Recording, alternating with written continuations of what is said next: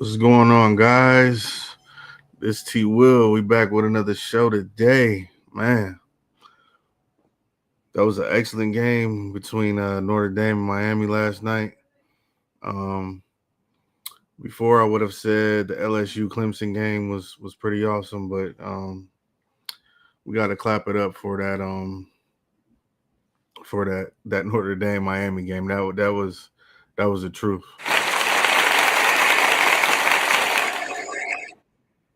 Um, CJ Carr, uh, the grandson of the Wolverines' former coach, Lloyd Carr.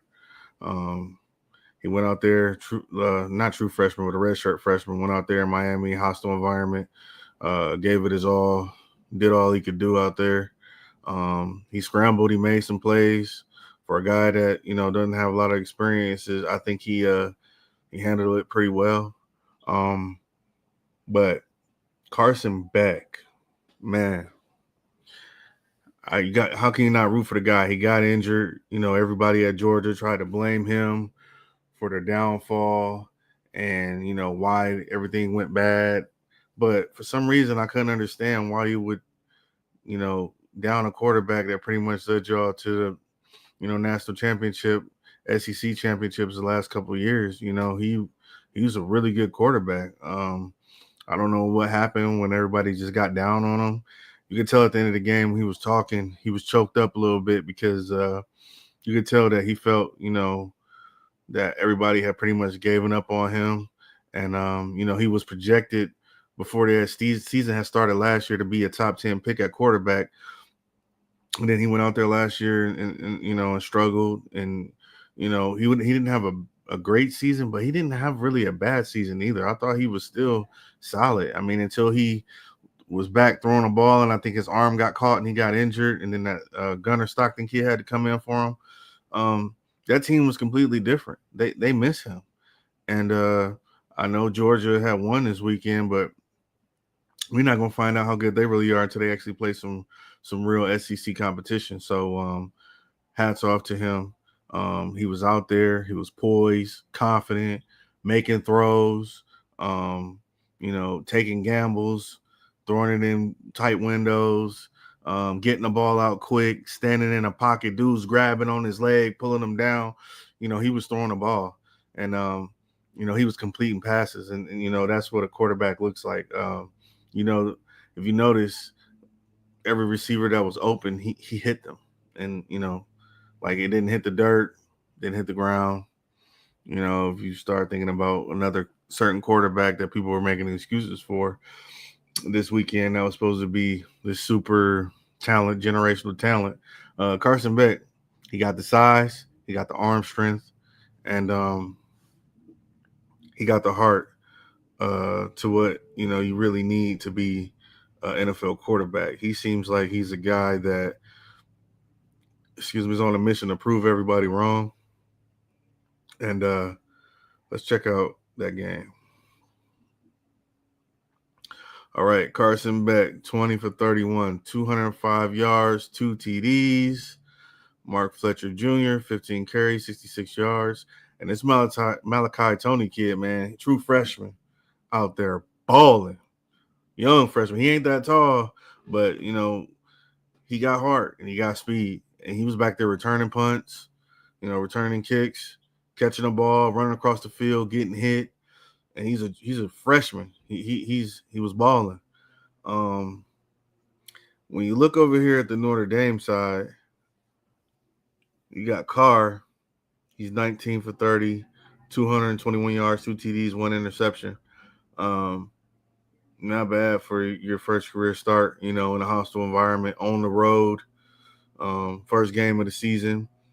But what was really surprising to me with Notre Dame is it's saying the leading rusher is Price, but Love, number 4, is supposed to be their feature back. He ain't really do nothing.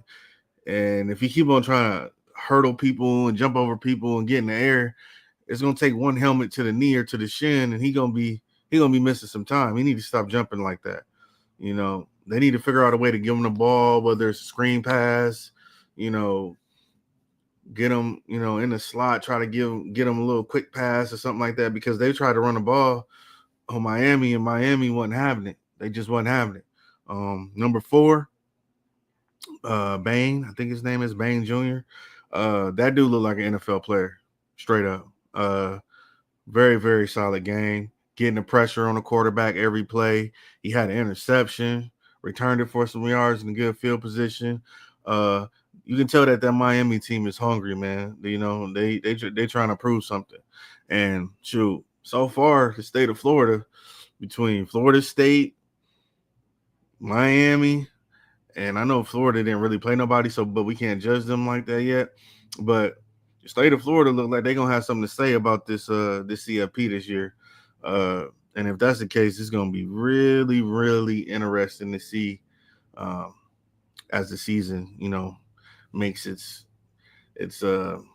connections. Because this is only the first week, but just from the first week, seeing what I saw between Miami and Florida State and what Clemson did, they got a little bit of fire. They got some firepower back in the ACC when everybody was talking about the ACC was weak. I don't know about that. That's why every season has a different story. You can't go off of last season. And just watching how Notre Dame and Miami played, it didn't seem like they was struggling to move the ball or score points, because if you notice, in a lot of games this weekend, it was very low scoring. Seemed like the defense had the upper hand. But in this game, 24-27, they were scoring points, and they had a chance to score more points. A lot of coaches was being aggressive because this is the first game, a big game, going for it on 4th down, not getting it. So I get that. But out of all the games this weekend, I think that this Notre Dame Miami game was the best one, and I'll take Clemson and LSU right behind it. Those are the most solid games this weekend. Let's see what else we got here. Moving on.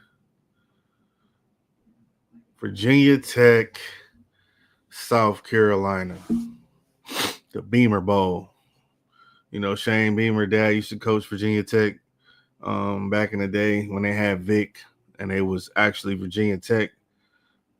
Now I don't know what they are. I heard a lot of hype coming in about this kid, Drones. They said he's a 5th-year senior, I believe. He got a strong arm. He got athleticism, but man, he takes a lot of gambles. He throws a lot of wild passes. He has he got a really strong arm, actually, but he's just not accurate. And it seems like when he, hikes the ball after he's done with probably his first read, he's already ready to bail. And then a couple of his receivers dropped a couple passes during that game. They got down in the red zone. They didn't score well. And this game was really kind of a tough game to watch, just because it just seems like both sides was really, really struggling to score the ball. And besides that nice run by Sellers, and he had a couple nice throws, but he only threw the ball 19 times. But I think it was a punt return or a kick return that they had that they took back for a touchdown. But it wasn't really a lot of scoring in this game. It was very dry. Seemed like both offenses was struggling to really make plays and really get down the field. Now, you could credit that to the defense, or you can credit that to being this bad offense. I don't know. But one thing that did stick out in this game, that Lanoris Sellers is an NFL talent. Now, I don't know how they're going to compete in the SEC. I'll probably give them a couple of weeks to see if they can get that offense together, see if they can, get some chemistry. They got a pretty tall receiver, this Harbor guy, pretty big guy. Maybe they find a way to make him a feature wide receiver and get him the ball and see if he can make some explosive plays down the field, because they're going to need that, to score more points in the SEC, because Virginia Tech just seems like they just don't have enough horses to compete at a high level right now. I know that the Jones kid is supposed to be super talented, but it just seems like they were struggling to run the ball. They were struggling to catch the ball. Like they were struggling. And they was, it looked like they was trying real hard, but it just didn't pan out for them. Maybe it'll be a different story at the end of the season, but as of right now, I don't know if Virginia Tech is going to be able to mess with Miami or Clemson, and I haven't really got a chance to look at SMU yet, so I don't even know what SMU is bringing to the table. Them boys out there in Dallas, because they was in the playoff last year, so I know that they got some guys that's returning. So I don't really know where Virginia Tech stands in the ACC, but I can't say that they're top 3 at all. They might be top 7, top 8. That's in the ACC, and that's not really that good. But being a Michael Vick fan as a kid, it's kind of sad to see Virginia Tech, like this. You normally see Virginia Tech, back in the day that they can win the big ball games, and they enter the Sandman and Virginia Tech cadets and all that, all the pageantry and tradition that they got. It's just sad to see that this school they just ain't Virginia Tech no more.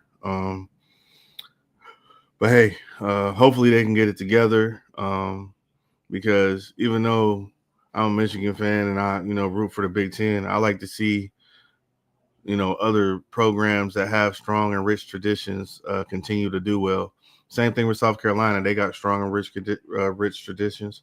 And it's good to see that, Shane Beamer is actually, getting his wins on and actually got a competitive team, and excited to see what they do this year in the SEC. Next, we're going to move on to this guy. Now, I don't really, man, hold on. I'm going to have to hit my vape for this.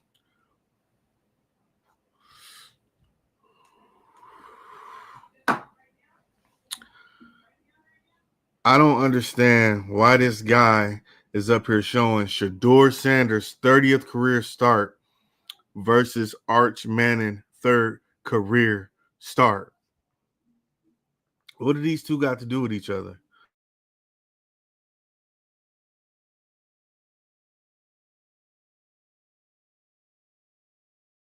I don't understand why he's even comparing these two, because everybody knows that this guy despises anything that has to do with the Sanders family. So I don't know why he's comparing Arch Manning, who's been anointed even before he even played one dang on game, that's actually meant something. And now he finally played a game that meant something, and now they want to compare him and Shedeur to Shedeur's worst game that he had in his career. You pointed out this one game against Oregon. I remind you, Oregon, who have Bo Nix as their starting quarterback. By the way, where's Bo Nix now? Oh, he's the Denver Broncos starting quarterback. So that means that he's pretty good. Putting the fact that they got Nike behind them, money behind them. We talking about Oregon here. 5 stars. You look at their offensive line and you look at Colorado's defensive line, it was like men and the boys. I mean, come on, man. They got 5 stars up and down. They can just pull a 5-star out the stands. And I hate when people move the goalposts. You moving the goalposts, bro. Colorado was 1-11 before Deion Sanders got there. This 30th career start right here that he's showing. That was the first season that they played there with some of the guys that was on a 1-11 team. He had true freshmen starting at center. Okay, he didn't even have Travis Hunter in his game. Travis Hunter was out. Okay, and that's pretty much the best player on their team, on defense and on offense. So he's gone. And you playing against a loaded Oregon team. That's why my man, the coach in the locker room, Landon, he said what he said, because he knew that they couldn't beat them. He knew that he knew that he couldn't, that they couldn't, Colorado wasn't going to beat them. Everybody knows that. What are you talking about, bro? What are you talking about? You got third string guys at the transfer portal from El Paso and D2 schools going up against true blue chippers. True blue chippers. I don't get it, man. Like, it's cool when it benefits your narrative, but when it doesn't, we become apologetic. So now we gonna move on to Arch Manning, which he's trying to make an excuse for here in this little clip or whatever that he had. And he gonna say, well, it was only his first start and he's a freshman and he got time to get better, blah, blah, blah. Okay, that's great. But did you mention the fact that they spent $3 million just to recruit him? That's what they spent on just recruiting him, courting him, flying him in, getting him hotel rooms, showing him around Austin, taking him on tours in Texas and everything like that, and whatever else they gave to him. There's some players that play for University of Texas that got NIL deals where they can drive Lamborghinis. Colorado ain't got that. They don't have that in Colorado. Come on, bro. They spent $20 million on their roster last year, and they close to, what is it? Up to $30 million, $35 million this year on a roster. If you look at every single player on Texas offense, I can guarantee you they are 4-star or better. And the wide receivers, there's at least, I want to say 4 or 5 stars. They had so many 5 stars that they had a 5-star leave, and they still got 5 stars. That's what Texas got. So when you're trying to compare Colorado to Texas, it's like comparing a 1994 Volkswagen to a 2028 Lamborghini spaceship. It ain't even close. You can't do that. You're a fool if you really believe that you can compare what Shador had to what Arch had. It's not even close, bro. It's not. This dude has offensive linemen that are in the NFL and waiting to go. They just waiting to go to the NFL. They just got to do their years and they're gonna be in the NFL. Colorado got Jordan Seaton. That's one player. They don't have Travis Hunter no more. They don't have Cormani McClain no more. They don't have Dylan Edwards anymore.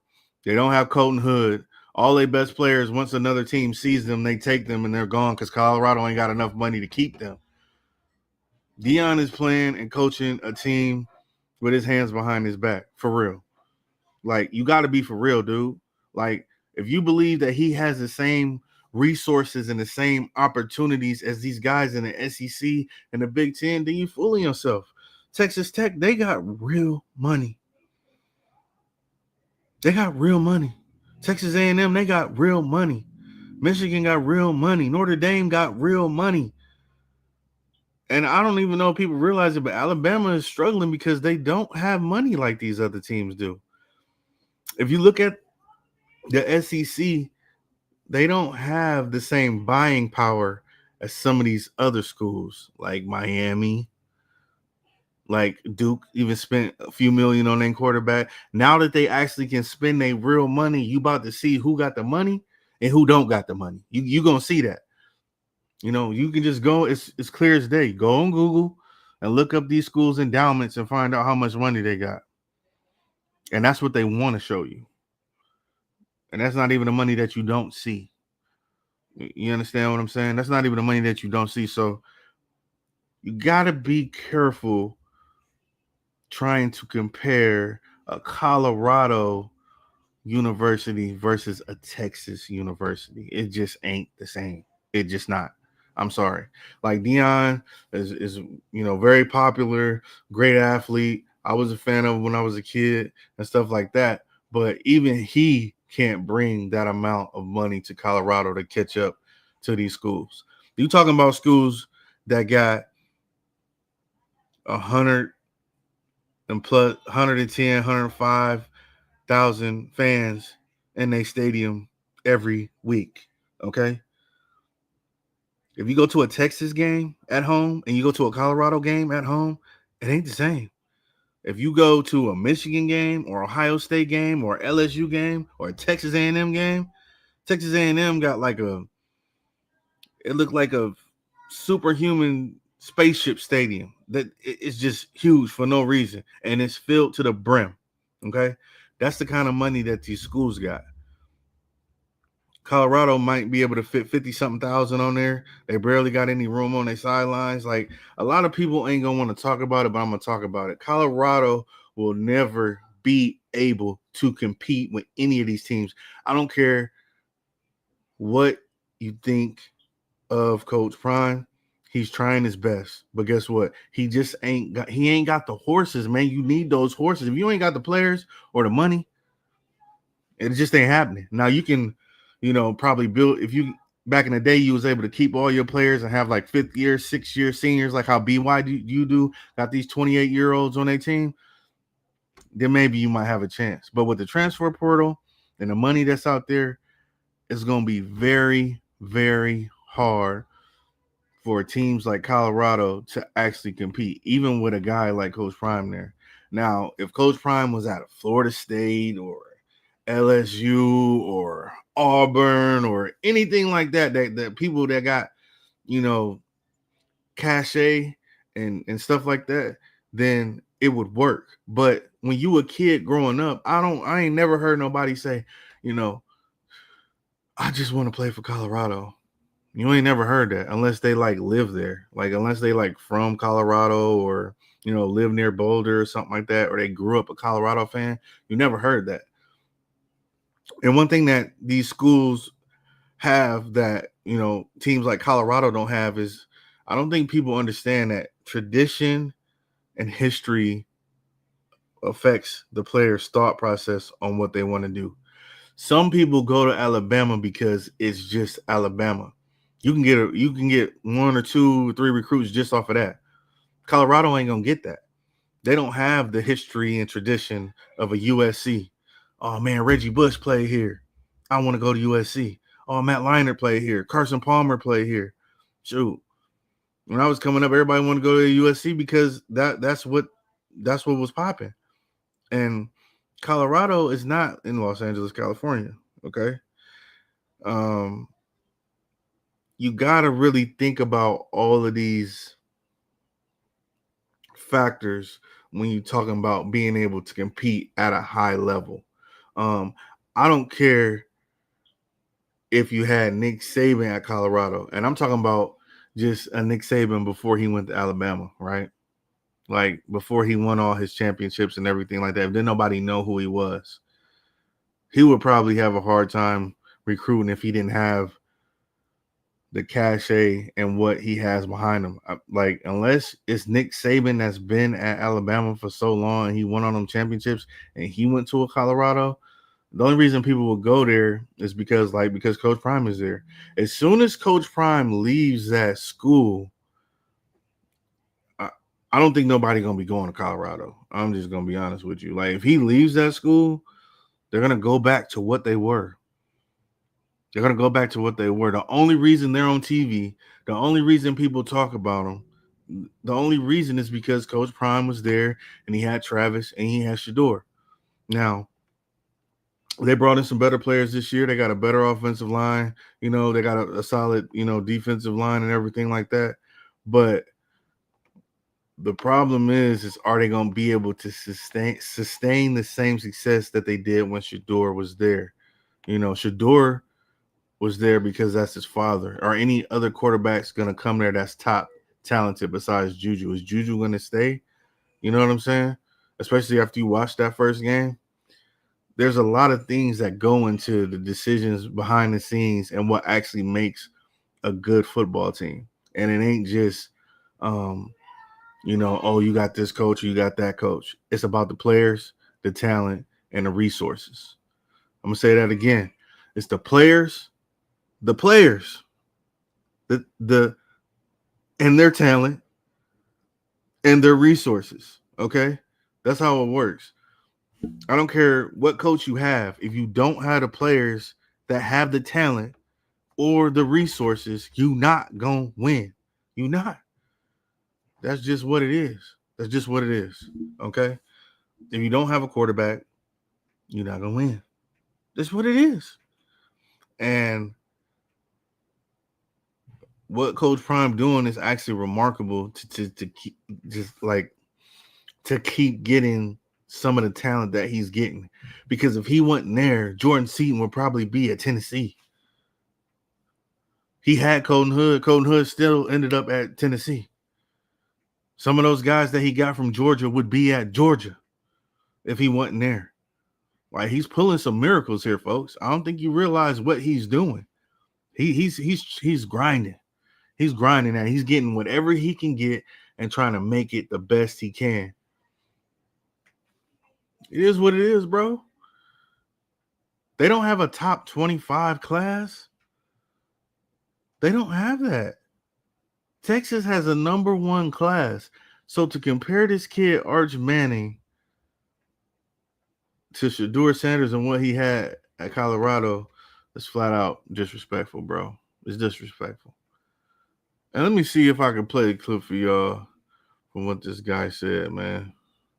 Cause this is insane. This is insane.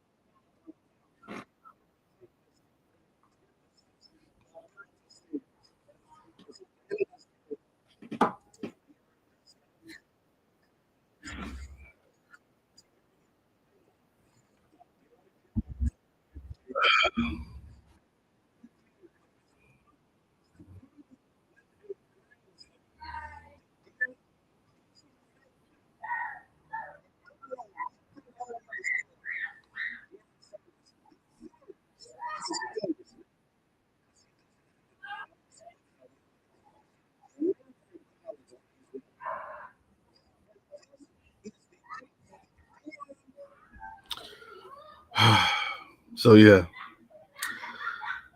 that's what he had to say. I don't understand where the hatred and the jealousy of the Sanders family being, wealthy and being able to do things like everybody else that's wealthy. They have jewelry, they have cars, and nobody's coming after them. Um, I just think it's a double standard when it comes to the Sanders family versus, I guess, the Mannings family, if you want to put those two against each other. But it is what it is. Y'all that know what it is with, one family versus another family. I'm not going to get into all the conspiracy theories and, the racism theories and all this and that. But if you just look at the black and white, one side is favored and one side is not. That's just what it is. So that's gonna be the show for today. I'd like to thank y'all, the people that actually comment on my videos and giving me uh, you know, critiques and giving me, back their thoughts. I like to hear those. And if you comment, I'll engage with you. But I'm not gonna be arguing with somebody, and that's gonna be negative and arguing everything like that.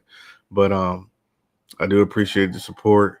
And if you like this content, uh, if you like the subjects and the topics that I talk about, you can like, share, and subscribe. I don't like to, ask people or beg people to subscribe to my channel because number one, I'm new to this, and I don't want you to subscribe and like something that you really don't like. If you enjoy the content, if you like the content, you know, hit that like and subscribe button, and I'll be bringing the heat, keeping it all the way funky. And y'all have a great holiday, and God bless.